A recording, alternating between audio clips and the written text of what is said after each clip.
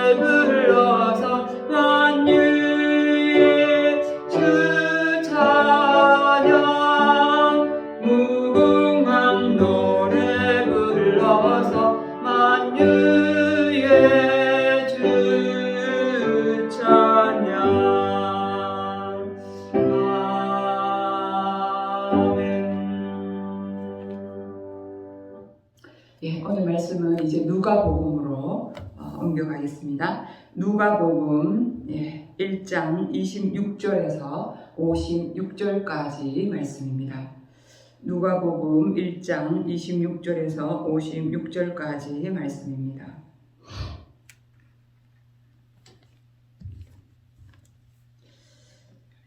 다 같이 26절 말씀부터 함께 봉독하도록 하겠습니다. 26절 말씀부터 있습니다. 여섯째 달에 천사 가브리엘이 하나님의 보내심을 받아 갈릴리 나사렛이란 동네에 가서 다윗의 자손 요셉이라 하는 사람과 약혼한 처녀에게 이르니 그 처녀의 이름은 마리아라. 그에게 들어가 이르되 은혜를 받은 자여 평안할지어다. 주께서 너와 함께 하시도다 하니 처녀가 그 말을 듣고 놀라 이런 인사가 어찌함인가 생각하며 천사가 이르되 마리아여 무서워하지 말라. 내가 하나님의 은혜를 입었느니라. 보라 내가 잉태하여 아들을 낳으리니 그 이름을 예수라 하라. 그가 큰 자가 되고 지극히 높으신 이의 아들이라. 일컬어질 것이요 주 하나님께서 그 조상 다윗의 왕위를 그에게 주시리니 영원히 야곱의 집을 왕으로 다스릴 것이며 그 나라가 무궁하리라. 마리아가 천사에게 말하되 나는 남자를 알지 못하니 어찌 이 일이 있으리이까. 천사가 대답하여 이르되 성령이 내게 임하시고 지극히 높으신 이의 능력이 너를 덮으시리니 이러므로 나실 바 거룩한 이는 하나님의 아들이라 일컬어지리라. 보라 내 친족 엘리사벳도 늙어서 아들을 배웠느니라. 본래 임신하지 못한다 알려지니가 이미 6달이 되었나니 대저 하나님의 모든 말씀은 능하지 못하심이 없느니라. 마리아가 이르되 주여 요종이오니 말씀대로 내게 이루어지이다 하매 천사가 떠나가니라. 이때에 마리아가 일어나 빨리 산골로 가서 유대 한 동네에 이르러 사가랴의 집에 들어가 엘리사벳에게 문안하니 엘리사벳이 마리아가 무난함을 들으매 아이가 복중에서 뛰노는지라 엘리사벳이 성령의 충만함을 받아 큰 소리로 불러 이르되 여자 중에 내가 복이 있으며 내 태중에 아이도 복이 있도다. 내 주의 어머니가 내게 나오니 이 어찌 된 일인가. 보라, 내 무난하는 소리가 내 귀에 들릴 때에 이 아이가 내 복중에서 기쁨으로 뛰놀았도다. 주께서 하신 말씀이 반드시 이루어지리라고 믿은 그 여자에게 복이 있도다. 마리아가 이르되 내 영혼이 주를 찬양하며 내 마음이 하나님 내 구주를 기뻐하였음은 그의 요종의 비천함을 돌보셨음이라. 보라, 이제 후로는 만세에 나를 복이 있다 일거리로다. 능하신 이가 큰 일을 내게 행하셨으니 그 이름이 거룩하시며 국률하심을 두려워하는 자에게 대대로 이르는도다.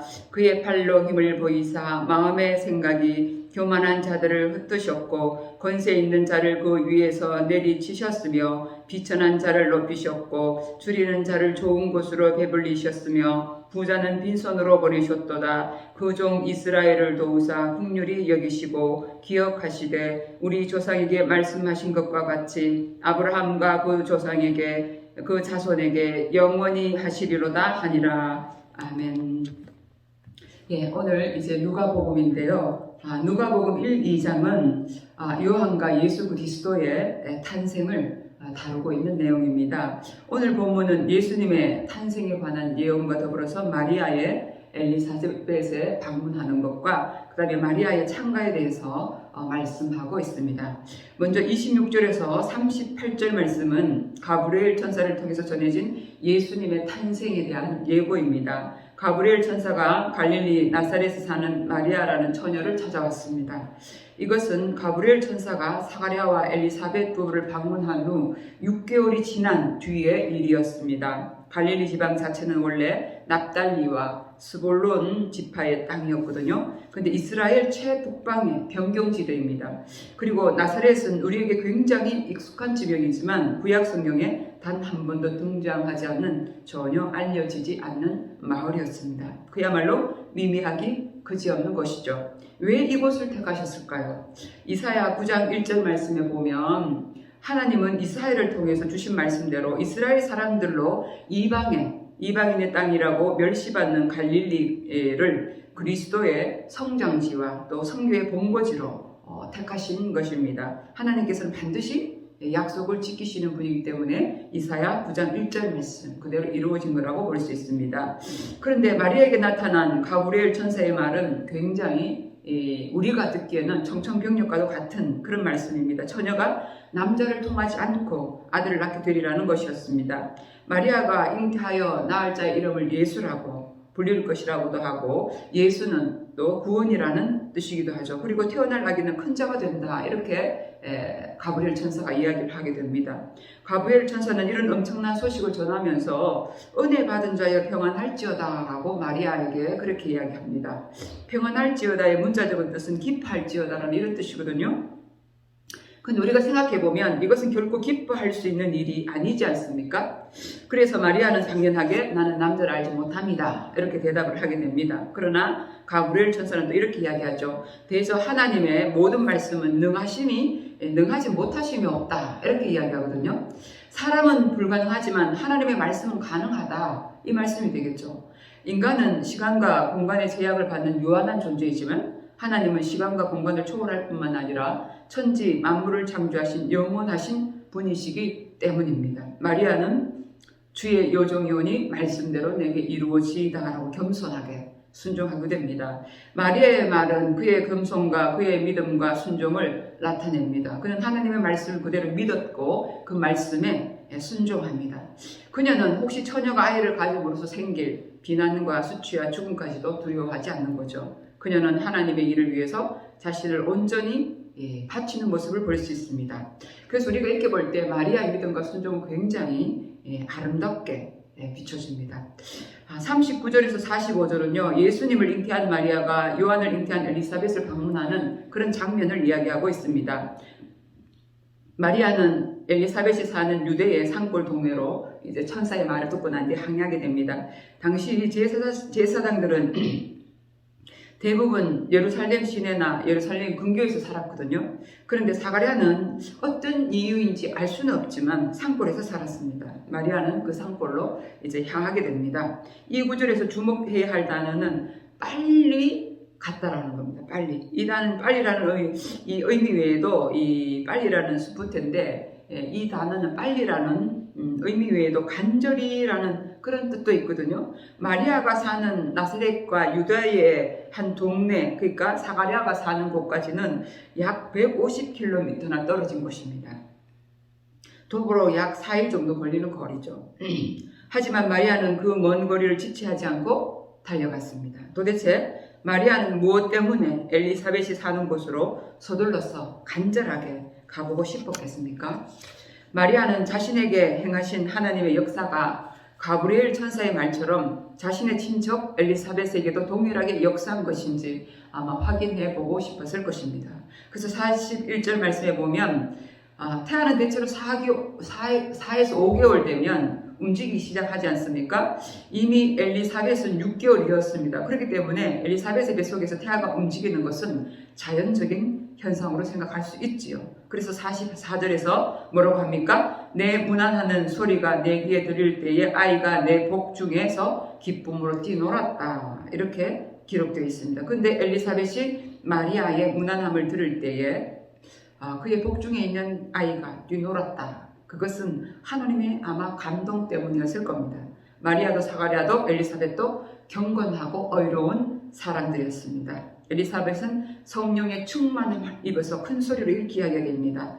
엘리사벳은 성령의 충만한 가운데 마리아의 잉태 사실을 알았고 그는 젊은 마리아를 내 주의 모친이다 이렇게 불렀습니다. 마리아에게 성령으로 잉태된 아기는 엘리사벳의 주가 되시고 또한 우리 모두가 복종해야 할 주님이 되십니다. 엘리사벳은 또 마리아를 믿은 여자라고 부르면서 그에게 복이 있다 이렇게 이야기합니다. 그렇습니다. 여러분, 훌륭한 아들을 둔 어머니는 참 복됩니다.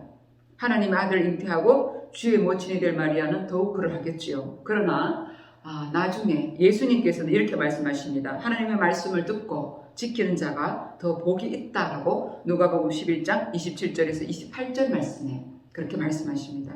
여인이 훌륭한 아들을 둔 것도 복되지만 우리들 자신이 하나님의 말씀을 순종하는 경건하고 의로운 사람이 되는 것은 더 큰 복이라는 말씀이 되겠습니다. 이제 46절에서 56절은 마리아의 찬가이거든요. 마리아는 자신을 여종이라고 부르면서 하나님께서 자신의 비천함을 돌아보셨다고 고백을 합니다. 하나님 앞에서 자신의 낮고 비천함을 고백하고 자신이 하나님께 순종해야 할 종임을 고백하는 자는 굉장히 겸손한 자이죠. 겸손은 모든 사람에게 요구되는 덕목입니다. 마리아는 또한 능하신 이가 큰 일을 자기에게 행하셨다고 고백합니다. 그것은 자신의 초자연적인 잉태의 일을 가리키는 겁니다. 이것은 사람의 능력으로서는 불가능한 일이고 오직 능하신 이, 곧 하나님께서만 하실 수 있는 일입니다. 하나님의 구원 사역 전체가 그렇지만 구주를 세상에 보내시는 일에 있어서도 마찬가지입니다. 인간의 구원은 하나님의 능력으로 시작되고 완성되는 일이기 때문에 그렇습니다. 마리아는 또 하나님의 이름이 거룩하다고 말하면서 그의 초월성을 고백합니다. 하나님께서는 피조물과 본질적으로 구별되시는 분입니다. 그는 초월자시요 무한자이시기 때문에 그렇습니다. 마리아는 또 하나님의 국률하심을 언급하면서 그 국률하심이 그를 두려워하는 자들에게 대대로 있다라고 그렇게 고백합니다. 하나님을 두려워하는 것은 하나님을 아는 자세이고 하나님 앞에서 겸손한 태도입니다. 그러나 어디 시대에나 하나님을 두려워함이 없는 자는 그의 국률하심을 얻을 수가 없었지요. 그러나 그를 두려워하는 자는 국률을 얻을 것입니다. 마리아는 또 하나님의 능력, 특히 공의로 통치하시는 그의 주권적인 능력을 말하는데 하나님께서는 교만한 자들을 흩으셨고 권세 있는 자들을 내리셨고 부자들을 빈손으로 보내셨고 비천한 자들을 높이셨고 줄이는 자들은 좋은 것으로 배불리셨습니다. 그는 공의로 보응하시는 주권적인 섭리자이십니다.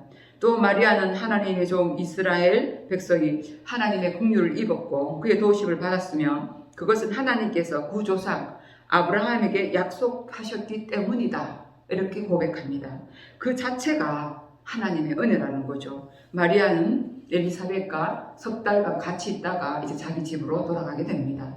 오늘 우리가 이 말씀을 보면서 우리에게 주는 교훈은 그럼 무엇이겠습니까? 먼저 예수 그리스도는 성령의 능력으로 동정녀, 그러니까 처녀에게서 잉태되어 탄생하신 하나님의 아들이시라는 사실입니다. 그리고 하나님의 아들이신 예수님은 우리들을 죄에서 구원하시기 위하여 인간의 몸을 입으시고 이 땅에 오셨다는 사실입니다. 그리고 이 땅의 모든 사람들은 주님이신 예수 그리스도를 믿음으로 구원을 얻는다라는 것입니다. 사실 세상에는 굉장히 많은 종교와 신앙의 대상들이 있습니다. 그렇지만 우리들에게, 저와 여러분들에게 생명을 주실 분은 오직 예수 그리스도밖에 없음을 믿고 주님만 의지하며 나가는 저와 여러분들 다 되시길 간절히 소망합니다.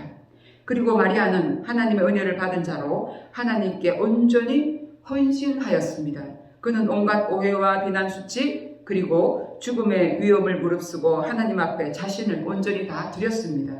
예수님께서도 이와 비슷한 순종의 고백을 하신 적이 있습니다. 바로 마태복음 26장 39절에 겟세마네 기도가 바로 그것입니다.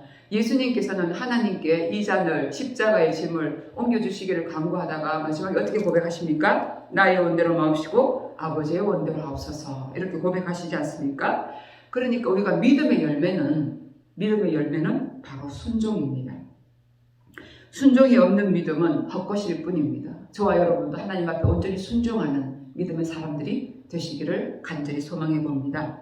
우리도 마리아처럼 하나님 앞에 겸손히 엎드려 하나님의 능력과 거룩하심과 긍휼과 공의를 고백하며 주님께 순종하며 헌신해야 할 것입니다. 로마서 12장 1절 말씀에 이런 말씀이 있습니다. 그러므로 형제들아, 내가 하나님의 모든 자비하심으로 너희를 권하노니 너희 몸을 하나님이 기뻐하시는 거룩한 산 제사로 드려라. 너희가 드릴 영적 예배다. 그러니까 우리가 예수 그리스도를 믿음으로써 하나님의 자녀로서 살아간다는 것은 우리의 모든 것을 하나님 앞에 드려지는 것. 마리아가 그랬던 것처럼, 그래서 우리의 모든 삶이 하나님께 예배로 드려져야 된다, 이런 이야기가 되겠지요. 그리고 마리아는 엘리사벳의 집에서 잉태를 확인하는 순간 두려움이 사라졌고 대신 기쁨이 충만하게 되었습니다. 자신이 구세주 예수를 잉태했다라는 이 사실로 인해서 처녀가 잉태해서 비난받을 일보다는 그 두려움들이 없어지고 기쁨이 충만했다는 겁니다. 이것이 바로 구주를 소유한 자의 기쁨이라는 겁니다. 세상에서 버림받고 어떤 위기 상황을 만나도 예수 그리스도를 소유한 자는 기뻐할 수밖에 없고 감사할 수밖에 없고 담대히 나아갈 수 있는 힘이 생길 수밖에 없는 겁니다. 다윗도 시편 21편 1절에 보면 여호와여, 왕이 주의 힘으로 말미암아 기뻐하며 주의 구원을 말미암아 크게 즐거워합니다, 이렇게 고백했거든요. 엘리사벳과 마리아의 만남을 보면 그들은 예수 그리스도로 말미암아 기쁘게 교제하고 찬송했습니다.